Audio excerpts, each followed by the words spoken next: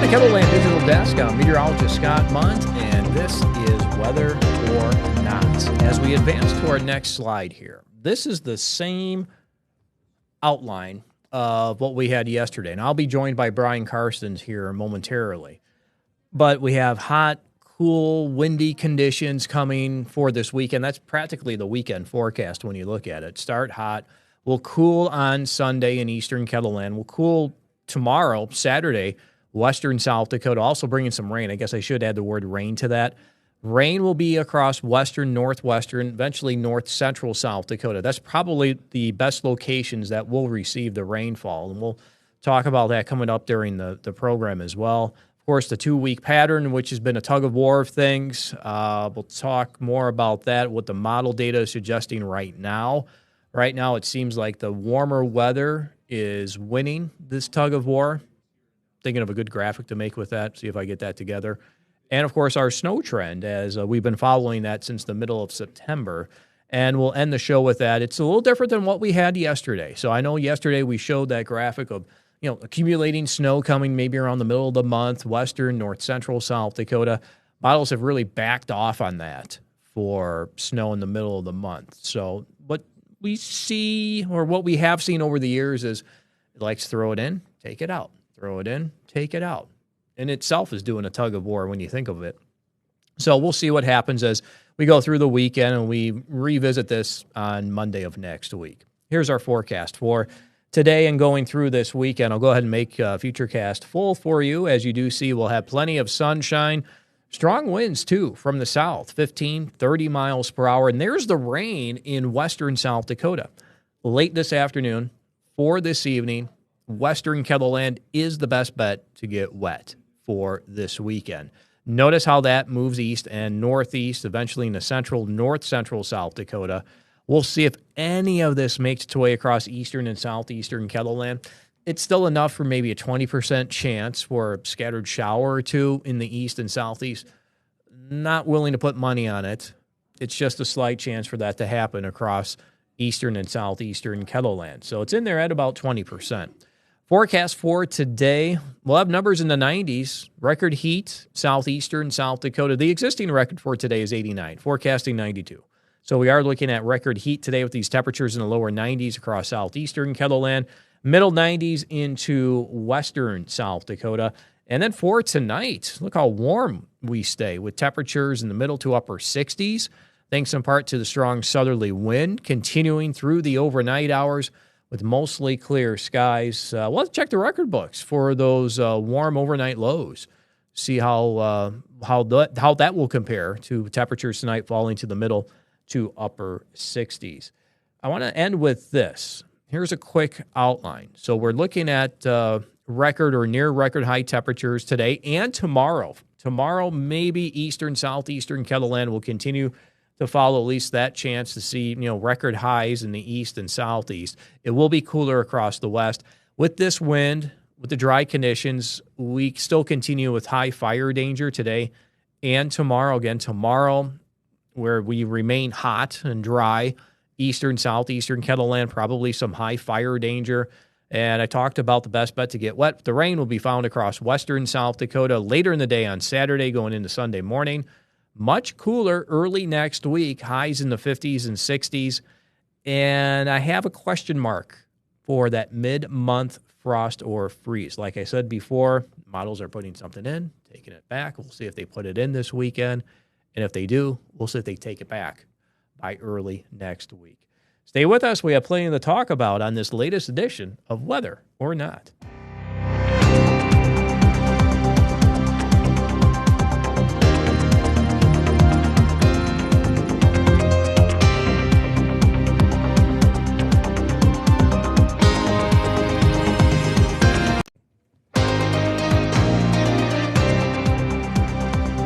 Welcome to Friday, Brian, on this edition of Weather or Not. I don't know if you noticed that outline, but I don't think I changed too much on the outline from what we had yesterday. I think we had a great conversation yesterday that we'll try to continue that for today. We were kind of maybe a little bit off the wall as compared to what the outline showed, but we'll see what today brings. It's Friday. Maybe it's better to have more of an off-the-cuff conversation, and we could go back and forth on on different models. But the one thing I do want to start with is this is a look at the GFS model. And you can, I think this gives us the best illustration here of, okay, here's the heat. We're still in the heat for this weekend, and then it cools. And then we stay in the 60s and 70s, kind of planes out. And that's still above average. Don't get me wrong. But it will feel cool, won't it? Oh, yeah. And isn't that interesting that looks, more consistent? Now, my thoughts are, let's see if what that showed, that the 70s or 60s and 70s. Yeah, just an example. If that's the average, or if we end up, the European model, is trying to get us back a little hotter than that next week. And a lot of that, again, has to do with the dry ground. We'll probably get the southerly wind. We have that going. We've had that going for us for the past several days. That will continue this weekend with our south winds, dry ground. The chances for rain this weekend, southeastern KELOLAND, very slim. Best bet to get wet's western South Dakota. Yep. No doubt about it. And as much as I'd hope, and it's not to say it can't rain in the southeast. There's a chance that some of those thunderstorms could make a run at us, but if they do that Saturday night, they'll be weakening as they approach Sioux Falls. So we're kind of just hoping that some of them just cross the finish line and at least maybe catch a little rain in the rain gauge, but by no means is that a guarantee. Well, yeah, and don't get me wrong, I'll welcome the rain. Oh, I think most of us would, even the farmers that are busy. You got to understand, too, that, harvesting these crops, and the drier it gets, too, it's fire danger. It's a real concern. It's very dry. And when fall harvest is underway, it's nice to get a little rain in between. We're plenty early. This is going into the first weekend in October, and I'm already seeing large patches of soybeans, some of the corn crops coming out, and at this rate, it's really going to surprise us how fast this is all taking place. There's really nothing to stop them. There hasn't been anything to stop them. Maybe this weekend, western South Dakota rain eventually moving into central South Dakota, north central KELOLAND. Here's Futurecast as we do go into this coming weekend. In fact, I do need to change some of those numbers there, but let's talk about this first. This is a marginal risk for severe weather, and this is for tomorrow. We'll see if we can get some of those thunderstorms in the central and north central South Dakota as that front slowly moves into those locations. If that happens, I think that will happen probably later in the day to get maybe some stronger thunderstorms to develop. During the morning, we could have a couple of isolated showers here and there in eastern KELOLAND, and we still think that things this weekend are lining up western to northwestern South Dakota. That's where we do have our highest chance to see this rain. 60, 90%, that easily covers the northwestern corner of the state. And then notice how that just continues to make its way into northeastern North Dakota. And then those numbers, the chances for rain, they go down 30, maybe up to 50% central KELOLAND. I would put a higher chance there in and around Mobridge. And then southeastern KELOLAND. Notice this morning, we didn't have it in the forecast, enough for a mention. Maybe we'll get something at night. But here, just labeling that as 20%. Yeah, and I think that's the safe way to go at this point, given the collection of data we have. A lot of the challenges behind the rain, too, and this is something I showed, and I know you've got a couple more maps here, but we'll visit about humidity, too, in this conversation. Let's go ahead and do that now. Well, just thinking about relative humidity as a concept. Why is it called relative humidity? I don't know if anybody wonders that sometimes when we mention that, but the basic bottom line is it goes down to the term relative because it is a function. It varies between the temperature and the dew point and the spread or the difference between those numbers. So we talk about dew point quite often. During the summer, we talk about the high dew points. We've referenced numbers, if it's above 70, it feels tropical. Well, this time of year, we're not going to deal with that. But what we're trying to communicate here, like for today and tomorrow, look at some of the numbers out Rapid City this afternoon in the teens for relative humidity. So if you go with a high of 94 and the dew point is in the 30s, you get some pretty low numbers. Now, overnight, the relative humidity goes back up because that's when the dew tends to form if you're going to cool off enough and get light winds. Probably not going to see a lot of that tomorrow. And then on Saturday, this is, look at that. You're on 33% humidity. So it gets, and even Yankton's at 30%. We're going to high on Saturday, probably 90 or 92. And you just can't, it's hard to get rain. You've got to saturate the atmosphere first, and it takes a lot more forcing to condense the moisture, to cool the atmosphere, lead to all those processes. And then look at Rapid City. I mean, already you've got an advantage because your humidity is higher, and plus you're closer to all of the action with the upper level low out here. So it's a whole different ball game, isn't it, Scott? And there's the rain. We get the humidity there, 96%, Rapid City. That's Sunday morning. The timing of this is late in the day, Saturday, going into Sunday morning for them to get their rain in western and northwestern South Dakota. And you know what? It's been stacked in the atmosphere with bringing in this moisture. If we could get a couple inches of rainfall, especially into northwestern South Dakota, maybe not Rapid City itself, but even earlier this week, parts of the hills suggesting that we can see rainfall amounts of at least a couple of inches. Yeah. That's where you have everything working together. You've got the trough, you've got the front, you've got the cooler weather. What moisture is coming through is pooling there too. So it's a good setup for the Northwest to pick up some rain. Bismarck, North Dakota, probably Grand Forks or going into northeastern North Dakota, there's going to be a pretty good line of rain. But Sioux Falls is not likely to see that this time. Enough for a mention. Maybe something scattered can develop, and we'll see what happens. But the wind, we'll have stronger winds today, 15, 30 miles per hour. We'll have strong southerly winds tomorrow. They could be a little stronger, too, 35 to 40 miles per hour with those wind gusts coming in from the south, while western South Dakota will have that change in direction. And you could see even Saturday night going into Sunday morning, still with these strong winds. In fact, you can argue that these wind gusts of 40 miles per hour showing up on the model during the overnight, they're stronger than what's expected during the day. Keep that in mind, too, with our overnight low temperature as we warm to the 90s during the day tomorrow in eastern, southeastern KELOLAND. Strong southerly wind continues. I don't think our numbers are going to drop much. We can see record low temperatures for how warm they are by Sunday morning. I think I asked you that question during the show this morning, and of course, those that you can't see off screen, but Scott, you go right over to the computer and you were checking, seeing what it was. And I think, what did you come up with in Sioux Falls? I think it was 64, 65. I mean, it's not that low. And even tonight, I think we have temperatures only falling to the upper 60s. Yep. So, another little tidbit of information, isn't it? But south winds, when they keep their momentum overnight, it keeps that overnight low very high.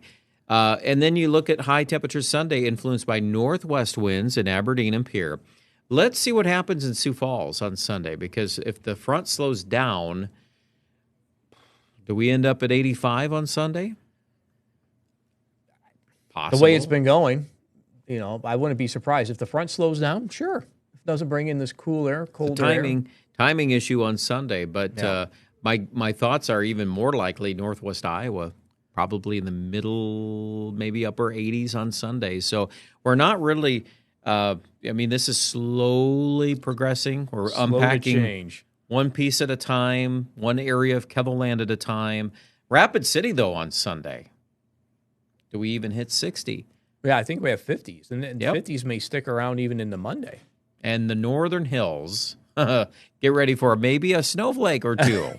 I thought this morning we had some pretty decent evidence of that. So if you're watching in that particular region, yes, that's going to go with the territory now that we're way into October now by early next week. So we should be seeing snowflakes once in a while. Then the rest of us will just get a nice baseline to start next week. If we can get some highs in the 60s, which is normal now. And that will that feel sounds cool. Strange to say that. Normal high. We've had the temperatures 60s. in the morning in the 60s. Yeah. Just think of those numbers during the day. And it's okay to feel chilly if it's in the 60s because our bodies are not acclimated at all. I am so out of that. I go home and I'll change into t-shirt and you're back to shorts and even the flip-flops, Scott. I mean, we just haven't had that anything sustainable. We had little that cold one snaps. weekend in September, the first weekend in September, wasn't it? Yeah. And at that point, you knew that it wasn't going to stay that chilly that long anyway at that junction point. So, yes, we're here now. Next week, we'll begin to do the corrections. But, even having said that, too, I know a couple of maps we'll get to a little later on, but just the overall pattern for next week. Yeah, and that's something we'll talk about when we come back. Stay with us. Plenty to talk about here on Weather or Not.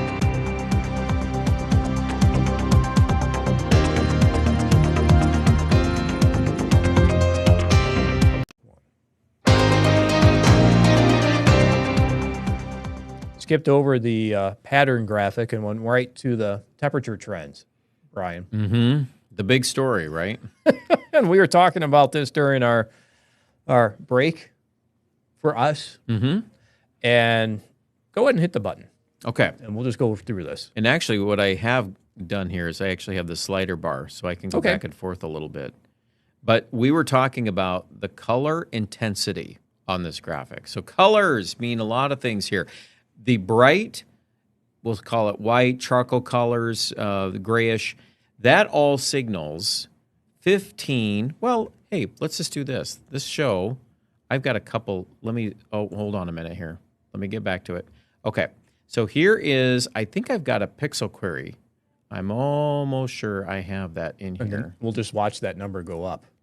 Well, right. I mean, I'm kind of thinking at this point that you look at Sioux Falls and where we're at on all of this going into the forecast. I mean, it's amazing here how much warmth we have relative to normal. I mean, we've said it time and time again, we're into essentially record territory. But here's an example. Let's look at Grand Forks, North Dakota.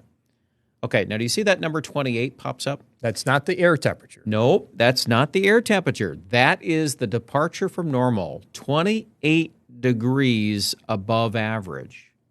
That's a big number, And you Scott. would think that, their average for a high would be around, 60? Lower 60s maybe? Low, yeah. And I always tell people, too, this particular map does, it kind of takes the composite between high and low. So we all know that the weekend's going to start like that. Then you get into next week, and it kind of washes out right there. And that's fine. Mm-hmm. We're still above normal if we are anywhere close to 70, and we'll probably get a couple of days in here where we'll have the overnight lows, too, if we're not. What's our normal low now in Sioux Falls? 40s. Yeah. 45? Yeah, low to mid-40s. Mm-hmm. So, again, we've got the cool down. But then look at this. Now, this is where you can argue we've got so many pieces running into this forecast 7 days out. Because yesterday we showed maps that had the pattern kind of reloading, it's kind of warming up, and then it was going to collapse, show a secondary front. Mm-hmm. Some of the modeling is still showing that. But what we also have to observe is that the resilience of this heat, because it is going to come back, it's going to warm up next week, at the end of the week. But going back to this graphic here, look what this does. This gets us into that following weekend where the model says, well, maybe there is a delay, and then it just goes to town on these temperatures. And just for fun, let me see what this shows. Northeast Nebraska. Hold on. Let me click the right button here. Same thing. 28. 28 degrees above normal. Now, by October 13th, because normal is going down, the scale is going down, well, then, okay. Is that still 90-degree weather, though, Scott? See, that's the question. And I expect that this will continue to throw pretty wild solutions out, because yesterday it had to have, I know it had snow on the 13th. We just kind of gave it out there. Yeah, we said, okay, this is what it's showing. Yep. And we kind of explained, too, that sometimes the model throws it in, takes it out the next run, the next day. Throws it in, takes it out. It's the trend that we have to follow as to what to do with the forecast as we do go forward. But, Brian, I want to go off that graphic that you just showed, too. This is a look at the European forecast deterministic model. Now, notice it does have a 92 there, and that lines up with the 12th of October. Yeah, and that lines up with, that graphic you just showed with that bright white above average temperature air mass right over eastern and southeastern KELOLAND. Yes. Followed by a chance to have some frost a few days later. So it still doesn't give up on that idea, but it delays it. And that's where we're at in the modeling world. And especially a pattern like this, you can get some very, very wild swings. Seasons are changing. Remember that. So always take the forecast. The nice thing is on television, too, we're only addressing 7 days out. Typically. I mean, we'll do 10-day forecast, too. But we could 7 use days this program to go, look, I mean, we've been doing this since mid-September with that 45-day snow forecast. It's a program that we could do that with. Why not? On this show, and explain what we're doing, explain what we're seeing. Yeah, we can look out. It's because in my view, I mean, the challenge is, if you can identify those patterns ahead of time, and if nothing else, by observing what we see, we always learn something. And we learn the strengths and weaknesses as we come into the pattern. But we know the resilience of the heat, and keep in mind that there are links of this in October. I always say October is a really good month to observe before winter, are we getting any clues to what could happen later? So let's let the month play out and see how, which air masses are going to win the battles here coming up in the next 10 to 15 days. And that goes back to our patterns and cycles that we try to pick up on as we go through the month of October. When will this repeat as we get into our colder months, our snowier months, November, December, and maybe even spilling over as we start the new calendar year?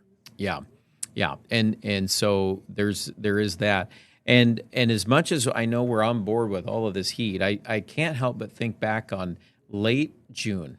I remember we had looked at things and we were getting quite, there was a lot of data that was dry and had kind of pointed at that. But all of a sudden, there was that shift, that third week of June, and it shifted hard. It went right into a wet, stormy pattern just in the nick of time for the growing season. Think of that. If we had skipped over that and then we were back to this, Scott, imagine what the crops would look like. We wouldn't have much. We'd have nothing. I mean, because you mentioned we had timely rains. We barely, during the summer. We caught that rain, and I'm talking for Sioux Falls, but, larger area too. I mean, and some had too much rain, don't get us wrong. Yep, but that's kind of where we're at now. Now we're back to what we were dealing with in 2023, 2024, last fall. It's just a lot of cycles of dry falls. We've had a lot of these. So, again, that's where we're at in Sioux Falls. I'm kind of talking more in that context. If you're in another area that's wetter, you probably have benefited a lot. And guess what? Those areas are getting wet this weekend. Correct. And you bet that we'll have viewers by the end of the weekend that'll show us 2 inches of rain in the rain gauge.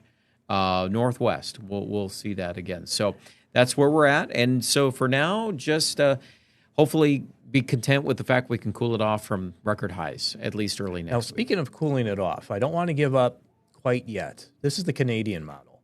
Notice that 32 on Wednesday, and I think you mentioned, too, that Wednesday can bring in a sneaky hit of some colder air. That's a really interesting graphic, and I'm glad you brought that up because, and doesn't that illustrate how much, even though modeling has come at us with a lot of great progress, we've got 3 of the global models today that are really showing us wild variety. They're if you were to take the average of all 3 of those, you'd end up with a number. But I think at the end of the day, Scott, it's going to be one end or the other. One end, I was going to say that average isn't going to be what it ends up being.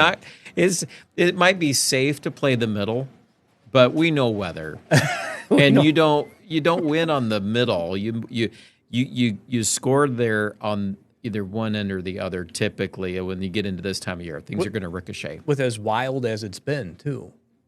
Yeah, and timing. I mean, timing is really a big, big struggle there, too. So I'll be curious to see if that Canadian scores a point. And maybe northern Minnesota. I could buy into like Duluth, Bemidji. Maybe we get that cold front there on Tuesday, Wednesday. Maybe that'll be what we'll see. Maybe South Dakota will be just a little bit on the edge of that. And we'll talk about some frost up in northern Minnesota. But and sometimes that's where we might be able to land on something like that. But I fully expect next week just plan on, if that European model's right, we're going to go to at least 80s. It's not going to take long to see that show up. You know, the nice thing is we're here on a Friday. The models came in with one thing yesterday, a totally different thing today, looking at the longer range forecast. Now we get the weekend to kind of relax and let the thing simmer in the background, right? That's right.